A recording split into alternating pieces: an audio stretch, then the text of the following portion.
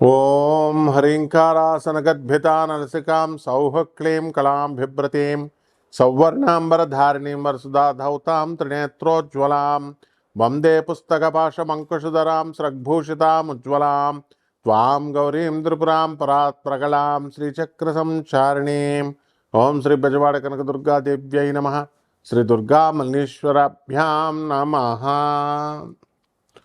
మనకి ఈ యొక్క సెప్టెంబర్ నెల నుంచి మనం చూసుకున్నట్లయితే మళ్ళీ వచ్చేటటువంటి 2 జూన్ 2027 సంవత్సరం వరకు ఇన్ని నెలల పాటు మనకి గురుగ్రహం మారడం లేదు. మధ్యలో అక్టోబర్ 30వ తేదీ నుంచి జనవరి 5వ తేదీ వరకు కర్కాటక రాశిలో ఉన్నటువంటి గురుగ్రహము మరి సింహరాశిలోకి మారుతుంది. మళ్ళీ ఆ జనవరి 5 తర్వాత ఈ సింహరాశి నుంచి మళ్ళీ కర్కాటక రాశిలోకి గురుగ్రహం వచ్చేయడం జరుగుతుంది. ఇకపోతే మనము 4 గ్రహాల మార్పులు ఈ సెప్టెంబర్ నెలలో జరుగుతున్నాయండి. ఒకటి ఏమిటంటే శుక్రుడు ఈ యొక్క సెప్టెంబర్ 2వ తేదీ నుంచి తులారాశిలోకి మారుతున్నాడు. అలాగే ఈ యొక్క బుధగ్రహము తన స్వక్షేత్రమైనటువంటి కన్యారాశికి సెప్టెంబర్ 7వ తేదీన 2026 సంవత్సరంలో మారబోతోంది. అలాగే మూడవది రవిగ్రహము కన్యారాశిలోకి సెప్టెంబర్ 17వ తేదీ నుంచి మారుతున్నాడు. అలాగే కుజగ్రహం వచ్చేసరికి కర్కాటక రాశిలోకి సెప్టెంబర్ 18 నుంచి 18వ తేదీన మారడం జరుగుతుంది. అలాగే మళ్ళీ బుధుడు తులారాశిలోకి సెప్టెంబర్ 26వ తేదీ 2026 సంవత్సరంలో మారడం జరుగుతుంది. ఇది సెప్టెంబర్ నెలలో జరిగేటటువంటి ప్రధానమైనటువంటి మార్పు. మళ్ళీ మనకి డిసెంబర్ 5వ తేదీన రాహువు కుంభరాశి నుంచి మనకి ఏ రాశిలోకి వస్తాడండి? మనకి మకర రాశిలోకి వస్తాడు. సింహరాశిలో ఉన్నటువంటి కేతుగ్రహము మనకి ఎక్కడికి వెళ్ళిపోతుందండి అని అంటే మనకి కర్కాటక రాశిలోకి వెళ్ళిపోతాడు. అప్పుడు ఈ విధమైనటువంటి గ్రహ మార్పులు కొన్ని 12 రాశుల వారి మీద కూడా జరుగుతాయి అన్నమాట. అయితే మార్చి నెలలో శని మార్పులు ఇవన్నీ మనం పరిగణలోకి తీసుకున్నప్పుడు ఈ యొక్క 12 రాశుల వారికి కూడా చాలా మార్పులు జరుగుతాయి. కొన్ని రాశుల వారికి మనకి కొన్ని శుభాలు జరుగుతాయి, కొన్ని రాశుల వారికి మనకి మిశ్రమ ఫలితాలు జరుగుతాయి, కొన్ని రాశుల వారికి టోటల్లీ అటర్ ఫ్లాప్ని చేయడానికి అవకాశాలు అధికంగా కనబడుతున్నాయి. కాబట్టి ఈ రాశి వారికి మనకి ముఖ్యంగా శుక్రగ్రహాన్ని కనుక మనం తీసుకున్నట్లయితే మనము అబ్జర్వ్ చేయండి, సినిమా రంగంలో ఉన్నటువంటి వాళ్ళందరికీ కూడా జూలై నెలలో యాక్సిడెంట్స్ అయినాయి. మళ్ళీ ఏప్రిల్ నెల నుంచి 2026 సంవత్సరంలో యాక్సిడెంట్స్ మొదలైనవి. మనకి ఏప్రిల్ 2026 సంవత్సరం నుంచి అక్కడ అత్యధికంగా మనకి యాక్సిడెంట్లు జరిగినాయి. చిరంజీవి గారికి సర్జరీ, బాలకృష్ణ గారికి సర్జరీ, తర్వాత రామ్ చరణ్కి యాక్సిడెంట్, తర్వాత ఈ యొక్క జూనియర్ ఎన్టీఆర్ గారికి యాక్సిడెంటు సర్జరీలు, తర్వాత మనకి రష్మిక మదన్నకి షూటింగ్లో దెబ్బలు తగలడాలు, అండ్ వరుణ్ తేజ్కి దెబ్బలు, ఇవన్నీ కూడా మనం చూసుకున్నట్లయితే జూలై నెలలో కూడా జరిగినాయి. ఈ సినిమా యాక్టర్లలో కూడా మనం ఈ షావుకార్ జానకి గారు నిన్న చనిపోవడము, ఆ తర్వాత మనము అంతకు ముందు కనుక వెళ్ళినట్లయితే మనకి ఎస్ జానకి గారి మరణము, లతా మంగేష్కర్ గారు, ఎంఎస్ సుబ్బలక్ష్మి గారు, వరుసలో ఇవన్నీ ఏమిటి కారణాలంటే శుక్రగ్రహం బాలేదు. శుక్రుడు మనకి కన్యా రాశిలోకి ఉన్నాడండి. ఎప్పుడు సెప్టెంబర్ 1, 2026 సంవత్సరం వరకు. అప్పుడు ఈ సినిమా యాక్టర్లకు వరుసగా అలాంటి ప్రమాదాలు ఇంకా ఉన్నాయి కాబట్టి జాగ్రత్తగా ఉండాలి వీళ్ళు. మరి ఆ తర్వాత సెప్టెంబర్ 2 నుంచి శుక్రుడు మంచి తన స్వక్షేత్రగతుడు అవుతున్నాడు. 12 రాశుల వారికి ఏ విధమైనటువంటి ఫలితాలు ఇస్తాయో మనం చూద్దాం. ముందే నేను సినిమా యాక్టర్ల గురించి ఇలా ఉంటుంది అని చాలా జాగ్రత్తగా చెప్పాను. కాబట్టి ఈ రాశి వారికి అందరికీ కూడా ఒక్కొక్క రాశి వారికి విడివిడిగా ఎలా ఉంటుందో చూద్దాం. కర్కాటక రాశి, ఈ రాశి వారికి అందరికీ కూడా అష్టమ గురుగ్రహ ప్రభావం వలన అనేకమైనటువంటి మానసిక సమస్యలు రావడానికి అవకాశాలు ఉన్నాయి. అంటే మీరు తిరిగే చోట అంతా కూడా మిమ్మల్ని మానసికంగా వ్యధ చేయించేటటువంటి వ్యక్తులు మీకు తారసపడతా ఉంటారు. అందువల్ల అటువంటి సమయంలో మీరు చాలా స్టబన్గా ఉండాలి. ఆ నైతికత మీద మీకు కొంచెం మీ నైతిక ధైర్యం మీద దెబ్బ కొట్టేటటువంటి వాళ్ళు వస్తారనమాట. అలాగే ఈ రాశి వారంతా కూడా మనము వ్యాపారాలు మనం చూసుకున్నట్లయితే వ్యాపారాలు కూడా కాస్త డల్గా ఉంటాయన్నమాట. జన్మంలో ఉన్నటువంటి గురువు కుజుడు కొంచెం ఇవి మన కర్రల వ్యాపారం పైన దాని యొక్క ప్రభావం అనేటటువంటిది ఎక్కువగా పడుతూ ఉంటుంది.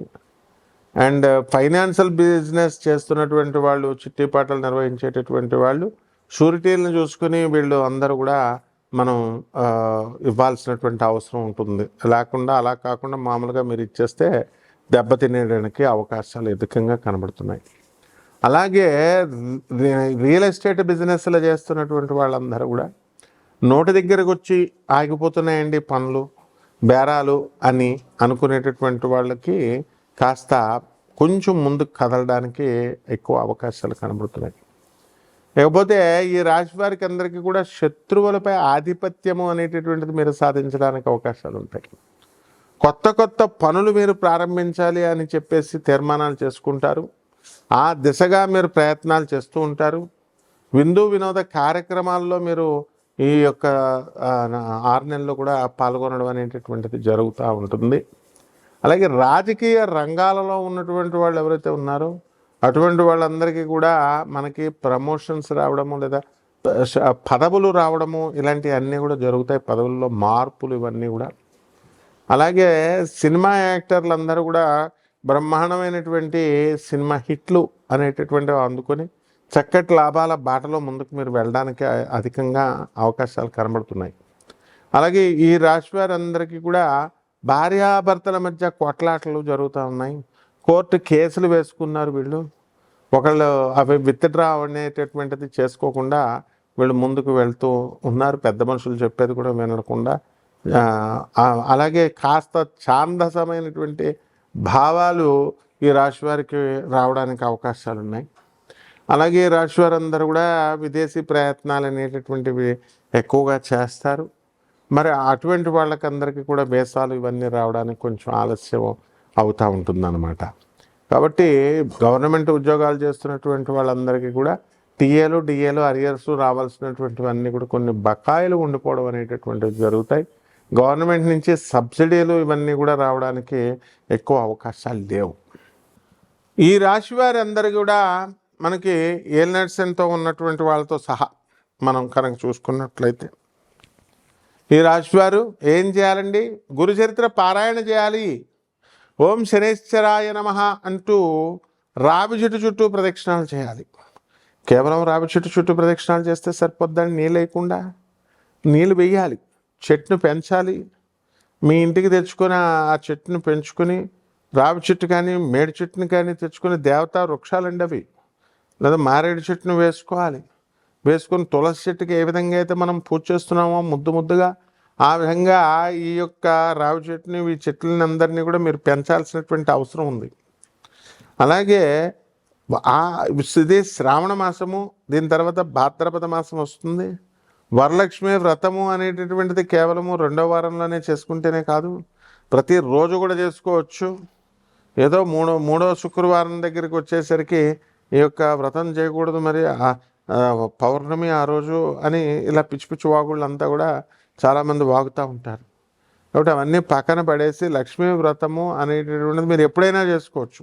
తదేవ లగ్నం తారాబలం చంద్రబలం తదేవ, ఇది గురువు ఎప్పుడైతే ఆదేశిస్తాడో చంద్రబలం తారాబలం అన్నీ కూడా సరిపోతాయి అన్నమాట. అంటే ఈ రాశి వారందరూ కూడా ఈ మనము పారాయణతో పాటు గానగాపురం వెళ్ళి దత్తాత్రేయ స్వామి వారి దర్శనం 6 నెలల లోపల ఏదో ఒకసారి చేసుకోండి. అలా కాని పక్షంలో చక్కగా మన బెజవాడ కనకదుర్గమ్మ తల్లి గుడి దగ్గరికి వెళ్ళి అక్కడ అమ్మవారి యొక్క దర్శనం చేసుకుంటే చాలు. అక్కడికి వెళ్ళి అందరూ కూడా పూజలు పునస్కారాలు, ఈ అరుణాచలం వాళ్ళ పరిస్థితిని మాత్రం బెజవాడకి తీసుకురాకండి. వెళ్ళండి, చక్కగా చూసుకోండి, దండం పెట్టుకోండి, వచ్చేసేయండి.